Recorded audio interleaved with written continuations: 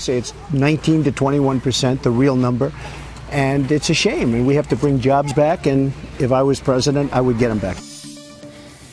That's tough talk, and Donald Trump, but it might just be that El Chapo bump, because take a look at this. Up in the front, you talk about a thoroughbred. Move over, American Pharaoh. He's leading all the Republican candidates in the USA Today poll. And Charlie Gasparino reporting that GOP donors, they're running just as fast in the other direction.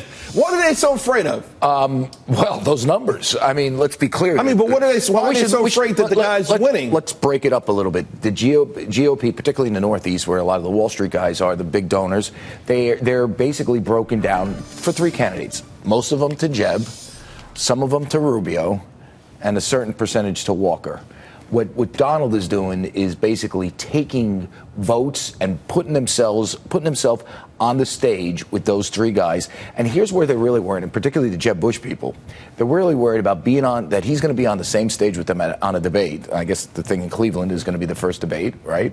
And he's going to sit around and just throw bombs at Jeb and to some extent Rubio, right, and to a lesser extent Walker. I mean, that he's going to spend like half the time just throwing. This is going to blow the place up. Ad hominem attacks. And so right now with these guys, and I had dinner with some of them last night. They're trying to figure. They're kind of split. Some of them say we should go after Trump directly. The others say don't, lay back. The ones that say go after him say if you lay back, he's just going to keep gaining. The ones that say go after him, you're going to get in the mud with him. So this is really a confusing time for the establishment GOP right now, given what Trump is doing. These are the big money guys. I mean, yes, these are the guys. You need one or two of these guys in your camp to win. Right. He doesn't. And here's the thing: Donald doesn't need any of them, and it's not just because of his net worth. My view, and we're going to get some more details on how much he's worth, what he says he's worth today. I mean, that disclosure should come out. But, Donald doesn't have to, and I bet he won't spend a dime. I mean, maybe in bodyguards, now that El Chapo wants to get him. A national campaign, you got to spend $1 billion. He won't. He's just going to know what he's going to do.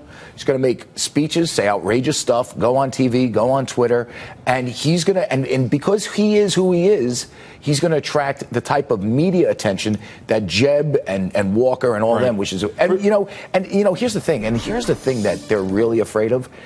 Their guys aren't as nasty as Donald.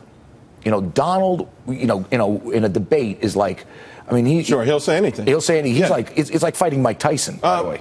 So here's the thing. I've done some research in this, and we always talk about the money dictating who's going to win. Right. But I've seen where you can see someone coming up in the polls, and sometimes the hot money's got to follow the hot candidate. Right. It's not always the money that determines it. Sometimes it flips the other way. Are there any of these Wall Street guys saying, hey, if it's inevitable that Trump wins, I'm going to jump on the bandwagon and cut him a check? They're not thinking he's going to win right now, but they're just thinking that he's going to cause damage to their guy. And obviously the Walker people and the Rubio people are hoping he focuses more on Jeb than on them. I mean, that's where it's going right now. But make no mistake about this with Donald Trump. This is why he probably doesn't have to spend like that much money or any money.